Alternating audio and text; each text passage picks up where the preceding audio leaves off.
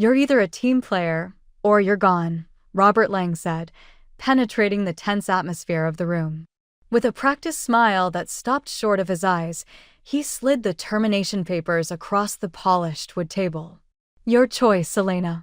A peculiar sense of calmness washed over me as I gazed at the document that bore my name, Elena Morales, Senior Accountant, Fairview Holdings. This was how it ended after 6 years of devoted devotion and many late nights, having to decide between my livelihood and my ethics. I said, "I won't falsify financial statements for the audit," in a more composed tone than I had anticipated. "Not for you. Not for everyone." Robert's grin vanished and was replaced with a calculating, icy gaze. "Then I believe we're done here." Without another word, I signed the termination papers. No arguments. No pleas. No emotional outbursts. I simply picked up my pen and signed away 6 years of my career at Fairview Holdings, a mid-sized real estate investment firm in Hartford, Connecticut, that I had helped build into a respected name in the industry. As security escorted me to clear out my desk, I felt the eyes of my colleagues following me through the open plan office. Some looked away, too uncomfortable to witness my disgrace. Others watched with undisguised curiosity. My assistant, Vanessa, approached with tears in her eyes, but security stepped between us. "Personal items only," the guard instructed as I emptied my desk drawer. "Company laptops and phones stay." I nodded, carefully placing framed photos, my coffee mug, and a few books into a cardboard box. What they didn't know was that I had anticipated this moment. For months, I had been documenting every questionable directive, archiving incriminating emails, and taking screenshots of Slack conversations where executives discussed massaging the numbers and creative accounting for the upcoming audit. At 39, I was too experienced to be naive. When the pressure to adjust financial records began 3 months ago, I knew exactly where it was heading.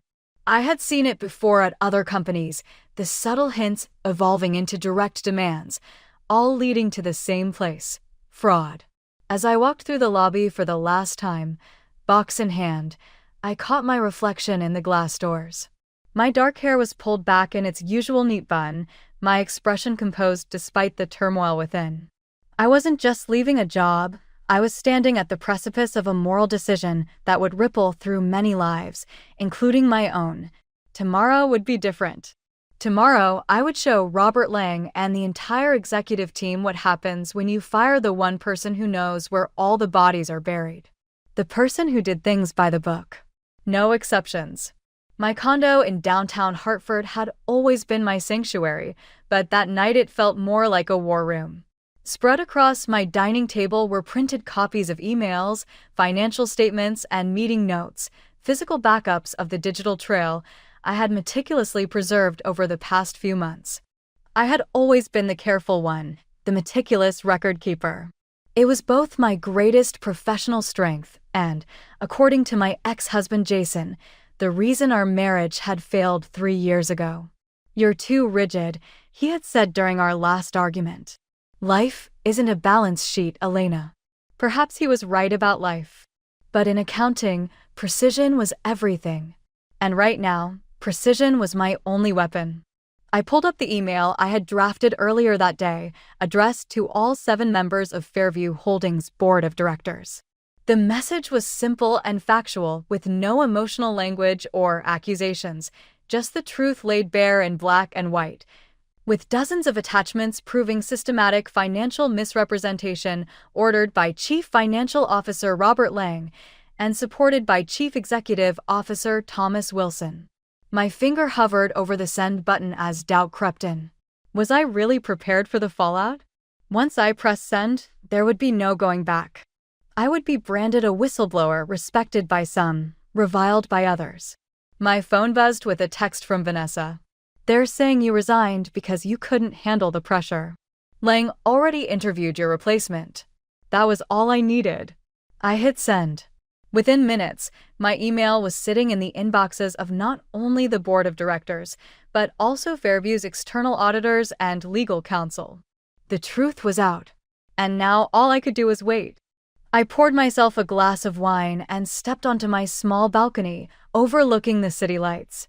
6 years ago, I had joined Fairview Holdings with such optimism. The company had been smaller then, more focused on ethical investments in affordable housing developments. Over time, as profit margins became the only metric that mattered, something fundamental had changed. 3 months ago, when Robert first suggested adjusting our debt-to-equity ratios to attract a particular investor, I had expressed concern. He had laughed it off as standard industry practice. 2 months ago, when he instructed me to reclassify certain expenses to inflate our quarterly earnings report, I documented the conversation and quietly began gathering evidence.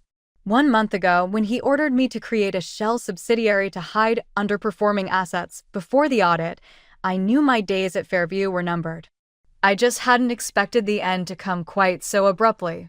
Looking out at the Hartford skyline, I wondered how many other companies were hiding similar secrets behind their gleaming windows, and how many other accountants were facing the same impossible choice I had faced today.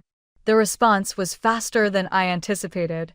By 8 a.m. the next morning, I had received calls from 3 board members, including Chairwoman Diana Frost, who had always struck me as the most ethically minded of the leadership team. "We've called an emergency board meeting for noon," she informed me, her voice grave. "The evidence you've provided is concerning, to say the least. Would you be willing to join us via conference call?" I agreed, spending the morning organizing my documentation and preparing my statement. At precisely noon, I connected to the call. "The board has reviewed your materials, Miss Morales," Diana began after introductions were complete. "We've also spoken with our legal counsel about next steps. But before we proceed, we'd like to hear directly from you about what transpired." For the next 30 minutes, I walked them through everything, from the first subtle suggestions to polish the numbers to the explicit demands to falsify data. I detailed Robert's growing pressure and the eventual ultimatum that led to my termination. "And you have documentation for all of this?" asked board member Gregory Patel, his tone skeptical. "Every instance is documented with emails, meeting notes, or recorded conversations, in accordance with Connecticut's one-party consent laws," I confirmed. "I've been in accounting for 17 years, Mr. Patel. I understand the importance of evidence." The silence that followed told me everything they believed me. But more importantly, they knew I had them cornered. If they didn't act on this information, they would be complicit. "Thank you for your candor, Miss Morales," Diana finally said. "Please keep your phone nearby. Our legal team will be in touch." 3 hours later, I received an email notification for an urgent press release from Fairview Holdings. The statement announced the immediate suspension of Robert Lang and CEO Thomas Wilson pending a full independent investigation into alleged financial improprieties. The company had also self-reported to the Securities and Exchange Commission and would be cooperating fully with any regulatory inquiries. My phone rang almost immediately. It was Vanessa. "The office is in chaos," she whispered. "Security just escorted Lang and Wilson out of the building. People are saying the feds might get involved." "Elena, what did you do?" "I told the truth," I said simply. That evening, I received a formal email from Diana Frost requesting an in-person meeting the following day. Part of me wondered if they were planning to silence me with a settlement offer and non-disclosure agreement, a common corporate strategy for managing whistleblowers. As I prepared for bed, my phone buzzed with a LinkedIn notification. A former colleague who now worked at Veltric Optics had sent me a message. "Heard what happened at Fairview. We're looking for a new finance director with strong ethics. Interested?" The message brought tears to my eyes. Tears of relief, validation, and perhaps a touch of pride. I had gambled my career on the belief that integrity would ultimately be valued. Now it seemed the first evidence was appearing to support that belief. Still, as I drifted off to sleep, I knew the story was far from over. The real fallout was just beginning, and morning would bring new battles to face. The following morning, Fairview Holdings stock had dropped nearly 15% by the time I arrived for my meeting with Diana Frost. The lobby of the company's headquarters, normally bustling with activity, was eerily quiet, except for a few reporters lingering outside, hoping to catch an insider for comment. Security brought me directly to the executive floor, the same floor I had been escorted from in disgrace just 2 days earlier. The irony wasn't lost on me. Diana was waiting in the boardroom alongside two individuals she introduced as Terrence Walker from the firm's legal department and Josephine Alvarez, an attorney from an external law firm specializing in corporate compliance. "Thank you for coming, Elena," Diana began. "We've initiated a full-scale independent investigation, but the board felt it important to hear your perspective on how widespread these issues might be." "Before we begin," Josephine interjected, "I want to clarify that Ms. Morales is here voluntarily and should be treated as a whistleblower protected under federal law, not as a hostile party." I appreciated the attorney's directness, though I suspected her concern was more about limiting Fairview's liability than protecting me. Of course, Diana agreed smoothly. "Elena, we value your 18 years of experience in financial compliance and hope you can help us understand the full scope of what we're dealing with." 17 years, I corrected automatically. It was a small detail, but in my world, precision mattered. For the next hour, I walked them through the evolution of the accounting irregularities, how they had started small but grown increasingly brazen as external financial pressures mounted on the company. I explained how Robert had compartmentalized the deceptive practices, ensuring that different team members worked on isolated pieces so that no one besides him had the complete picture. No one except me, that is. As a senior accountant, I was the nexus through which all financial information flowed. "How many others do you believe were knowingly involved?" Terrence asked, taking careful notes. "Based on direct evidence, I can only confirm Robert Lang and Thomas Wilson," I replied. Several others may have suspected, but Robert was careful to maintain plausible deniability for most of the team. Diana leaned forward. "Elena, I'm going to be blunt.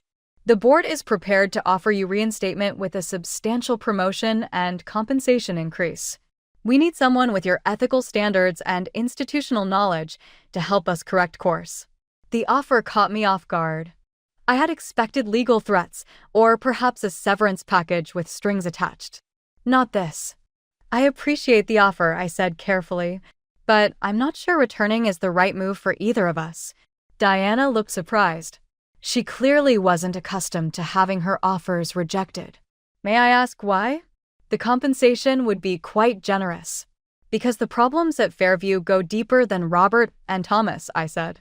"The board has received quarterly reports for years. You approved executive bonuses tied to financial metrics that, in retrospect, were clearly implausible. Either the board failed in its fiduciary duty of oversight, or some of you were aware and chose to look the other way." The room fell silent. Josephine shifted uncomfortably, while Terrence stopped writing entirely. "That's a serious allegation," Diana finally said, her voice tight. "It's an observation based on the financial data, which is my area of expertise," I replied.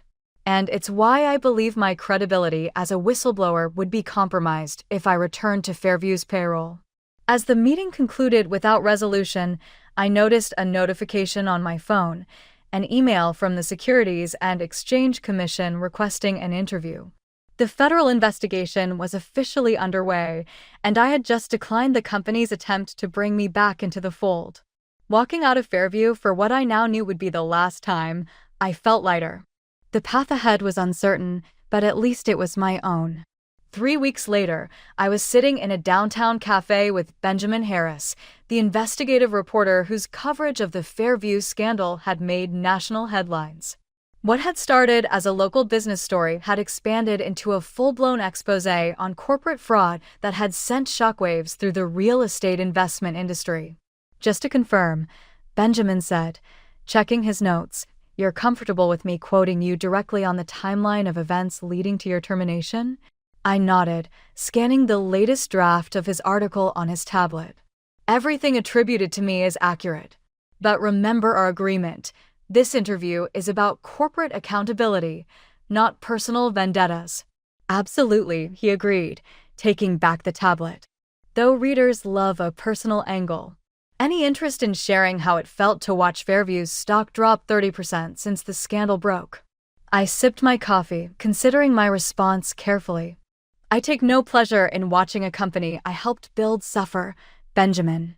Many honest employees are now facing uncertainty because of decisions made by a few. He looked disappointed, but made a note. Fair enough. What about the SEC investigation?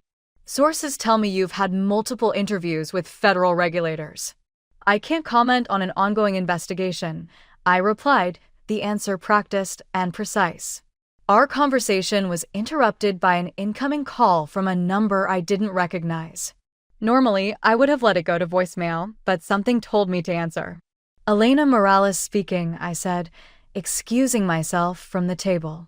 Miss Morales, this is William Bennett, Chief Compliance Officer at Thornmere Financial. The name of one of Fairview's largest competitors immediately caught my attention. I was hoping we might meet to discuss an opportunity. I scheduled a meeting for the following day and returned to Benjamin, who was watching me with undisguised curiosity. Another job offer? He asked. That's the third one I've seen you take since we sat down. It was true. In the week since the scandal broke, I had received inquiries from multiple companies seeking financial compliance leadership. My reputation as the whistleblower who took down Fairview's executive team had made me simultaneously radioactive and highly desirable, depending on a company's priorities. Would you believe me if I said it was a cold call about my car's extended warranty? I joked. Benjamin laughed. Not for a second. His expression turned more serious. Elena, there's something you should know before this article goes to print. I've uncovered evidence suggesting that Fairview's fraudulent practices may have direct connections to Redwood Capital Partners. I felt my blood run cold. Redwood was one of the largest private equity firms in the Northeast, with tentacles reaching into dozens of companies across multiple industries. What kind of connections? I asked, keeping my voice level. Financial flows that don't make sense, overlapping board memberships, and remarkably similar accounting irregularities, he explained. I think Fairview might be just the tip of the iceberg. If Benjamin was right, my actions had potentially uncovered something much bigger than one company's financial misdeeds. It also meant that some very powerful people might have reason to be concerned about what I knew or what I might discover. As if on cue, my phone buzzed with a text message from an unknown number. You've made your point. Walk away now if you know what's good for you. I showed the message to Benjamin, whose eyes widened. Are you going to report this? He asked. I took a screenshot and forwarded it to my attorney. Already done. The warning only confirmed what I was beginning to suspect. I had stumbled onto something much larger than one CFO's attempt to cook the books. The question was, how deep did I want to dig? The offices of Thornmere Financial occupied 3 floors of a sleek downtown tower with views of the Connecticut River. I was shown to a conference room where William Bennett waited alongside Thornmere's CEO Victoria Larson and a woman introduced as Imani Johnson, head of internal audit. Thank you for coming, Miss Morales, Victoria began after pleasantries were exchanged. I'll get straight to the point. We've been following the Fairview situation with great interest, and frankly, we're impressed by your integrity. William nodded in agreement. In the current regulatory environment, companies like ours are under intense scrutiny. We need someone with both technical expertise and moral courage leading our compliance efforts. We'd like to offer you the position of Chief Compliance Officer, Victoria continued. The role would report directly to me with full board access and a substantial budget for staffing your department as you see fit. The offer was unexpected, not just a job, but a sweet position with significantly more authority and compensation than I had ever had at Fairview. That's very generous, I replied carefully. May I ask what prompted such a substantial offer to someone you've just met? Victoria and William exchanged glances. Honesty. Fear. Victoria admitted.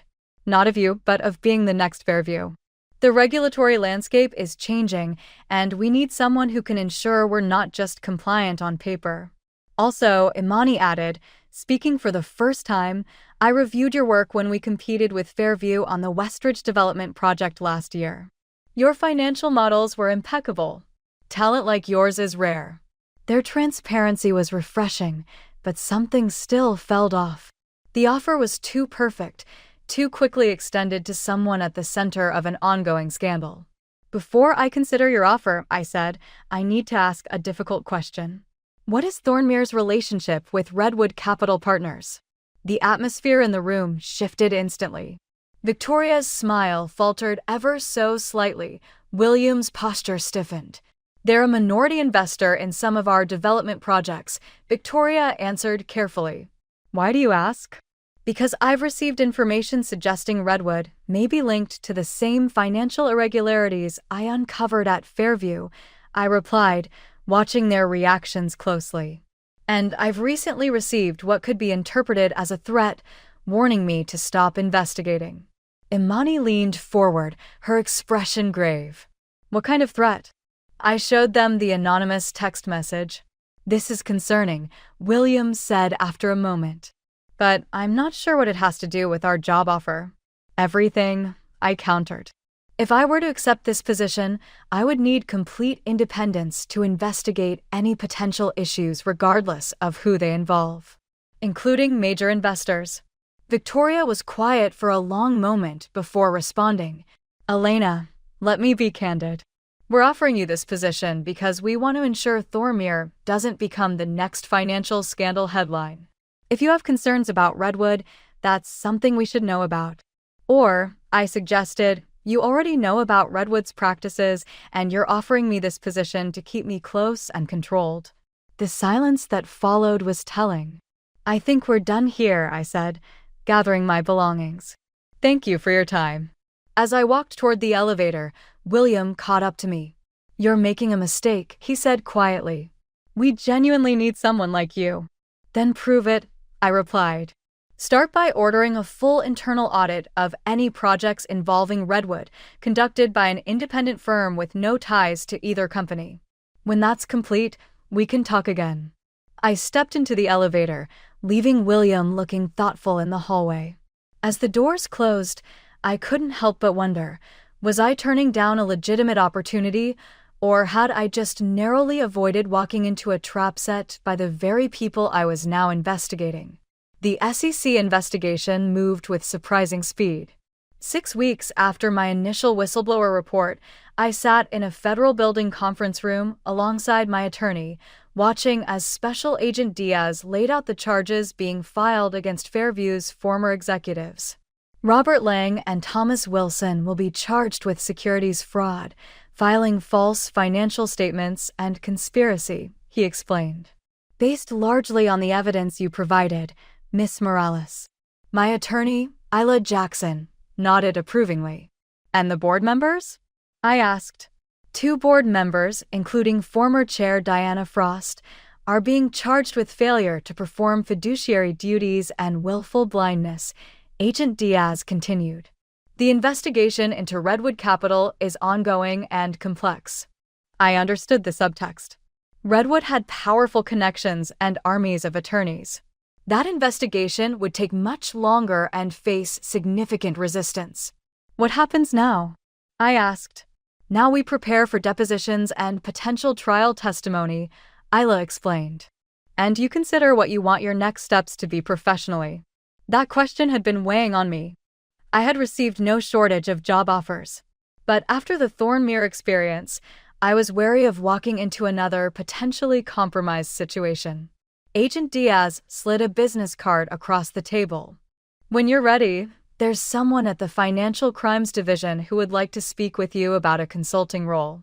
Your expertise would be valuable. I took the card, surprised. Working with federal regulators hadn't occurred to me, but it made a certain kind of sense. Who better to help catch financial criminals than someone who had exposed them from the inside? As we left the building, Isla handed me a folder. The final whistleblower award determination came through. The SEC is awarding you 15% of the penalties assessed against Fairview. I opened the folder and nearly stumbled on the steps. The figure was staggering. Over $2 million. That's substantial, I managed. Isla smiled.